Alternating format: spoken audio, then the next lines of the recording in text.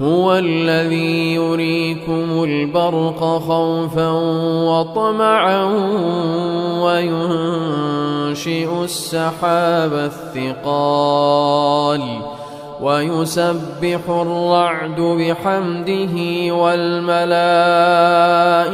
من خيفته ويرسل الصواعق فيصيب بها من يشاء